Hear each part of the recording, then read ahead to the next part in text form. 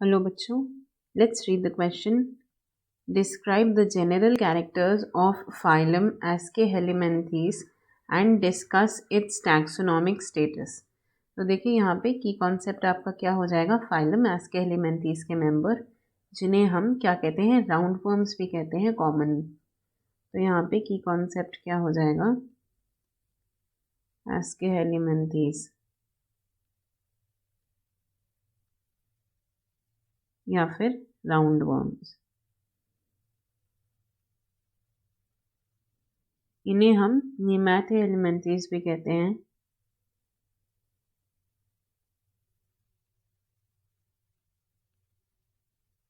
या फिर यहाँ पे निमेटोड्स भी कहते हैं। तो देखिए इनकी जनरल कैरेक्टरिस्टिक्स की अगर हम बात करें तो ये मोस्ट कॉमन फाइला होते हैं एनिमल्स के अंदर। और इनमें कौन कैसे होते हैं, अनसेगमेंटेड होते हैं, ट्रिप्लोब्लास्टिक होते हैं, सिलेंड्रिकल या थ्रेड लाइक होते हैं। और इनकी बॉडी जो है वो एक क्यूटिकल लेयर से और एपिडर्मिस से यहाँ पे कवर्ड होती है, लाइंड होती है।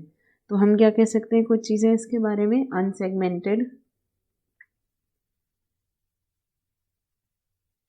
Triploblastic,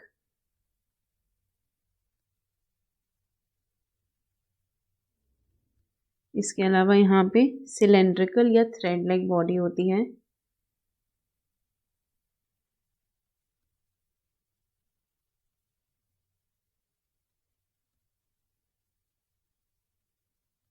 thread like body. और यहाँ पर क्या देखने को मिलता है, जो इनकी बॉडी वॉल है इसमें क्या क्यूटिकल और एपिडर्मिस प्रेजेंट होती है, having body wall, outer body wall जो इनका सरफेस होता है।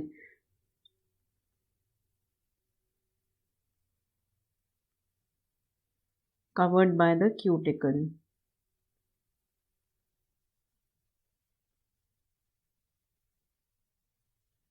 तो यहाँ पे ये हो गई इनके बेसिक कैरेक्टरिस्टिक। एक इनकी बहुत ही इम्पॉर्टेंट फीचर होता है कि ये कैसे होते हैं, स्यूडोसीलोमेट्स होते हैं। ये इनका कैरेक्टरिस्टिक फीचर है, दे आर स्यूडोसीलोमेट्स। यानी कि जो इनकी बॉडी होती है, जो बॉडी वॉल है या कैविटी है, वो मीजोडर्म से वो ट्रू मीजोडर्म से लाई नहीं करती है, इनमें पाउच लाइक फॉर्म में प्रेजेंट होता है यहाँ पर ये जो मीजोडर्म होता है। तो इनकी जो सीलोम होती है, बॉडी वॉल कैविटी जो होती है, वो किससे, फॉल्स मीजोडर्म से, पाउचेस से लाइंड होती है।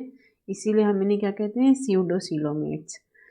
और ये किस तरीके के होते हैं, मोस्टली पैरासिटिक होते हैं, कुछ फ्री लिविंग होते हैं, बाकी most of these are parasitic.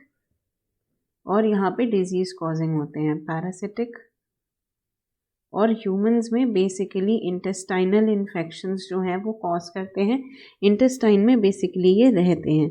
Body कैसी होती है, अनसेगमेंटेड, बॉडी कैविटी मसल्स से फिल्ड होती है। यानी यहाँ पर इनमें मीजोडर्मल लेयर जो है, बॉडी कैविटी मीजोडर्मल लेयर से लाइंड नहीं होती है।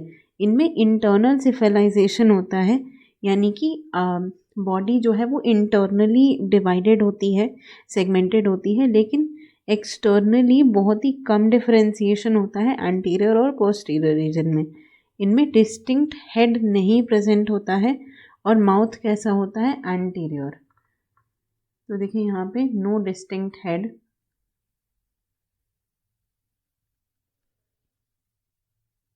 और एंटीरियर माउथ।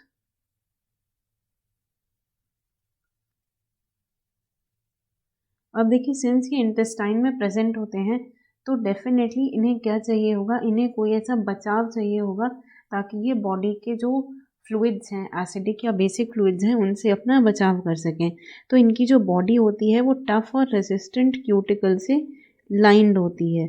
और ये इसकी वजह से क्या होता है, यहाँ पे जो डाइजेस्टिव जूस होता है उससे ये बचे रहते हैं। इनमें डाइजेस्टिव सिस्टम होता है वो कंप्लीट होता है और स्ट्रेट होता है। कंप्लीट मतलब इसमें माउथ और एनस दोनों ही प्रेजेंट होते हैं। तो डाइजेस्टिव सिस्टम कंप्लीट, यानी कि इनमें माउथ और एनस दोनों ही प्रेजेंट होते हैं। इसके अलावा यहाँ पर रेस्पिरेशन जो है वो जनरल बॉडी सरफेस से होता है। रेस्पिरेटरी और सर्कुलेटरी ऑर्गन्स जो हैं वो बेसिकली एब्सेंट होते हैं। माउथ इनका टर्मिनल होता है और जो इनमें लिप्स होते हैं, सेंसरी ऑर्गन्स उन लिप पे प्रेजेंट होते हैं, वो माउथ को सराउंड करते हैं। बाकी कुछ इंपॉर्टेंट क्या है यहाँ पे, nervous system is not very much developed. Nervous system not very much developed.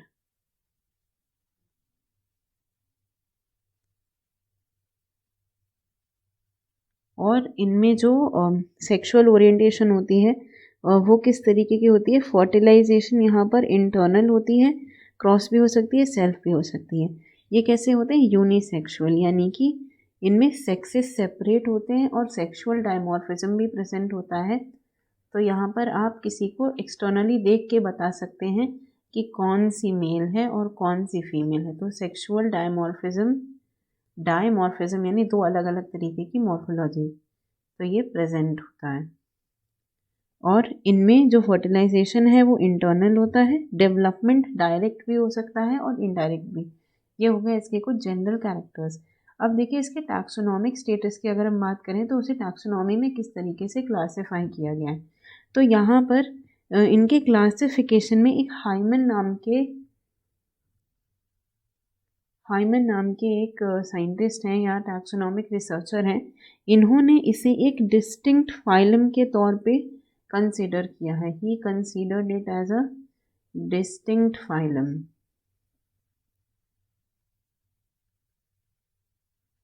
और इन्होंने क्या किया, इसमें कुछ क्लासेस को ऐड किया है, जैसे कि यहाँ पर रोटेफेरा, गैस्ट्रोट्राइका, ये सब इन्होंने इसमें क्लास ऐड किया। Distinct phylum having various classes.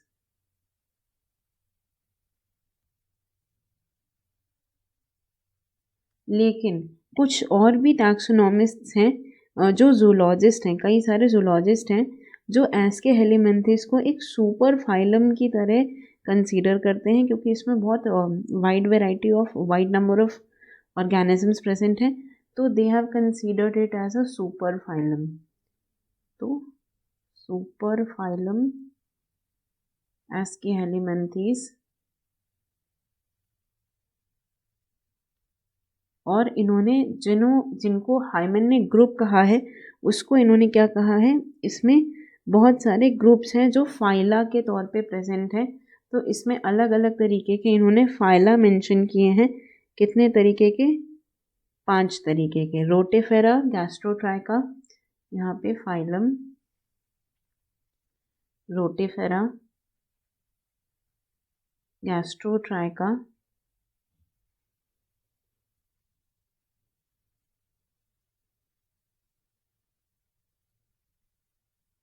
और इसके अलावा यहाँ पर और भी हैं कुछ, जैसे कि काइनोरिंका, निमैटोमॉर्फ और निमाटोडा। सो ये दो यहाँ पे हमने एग्जाम्पल्स देख लिए। टोटल 5 तरीके के फाइलम्स में, 5 फाइलम्स में इन्होंने इसे क्लासिफाई किया है और इसे सुपर फाइलम की तौर पे कंसीडर किया है एस्के हेलीमेंथिस को। तो ये हो गई इसके टैक्सोनॉमिक स्टेटस के बारे में, और यहाँ पे ये हो गया इसके कुछ यहाँ पर general characters. I hope you understood it well. Best of luck.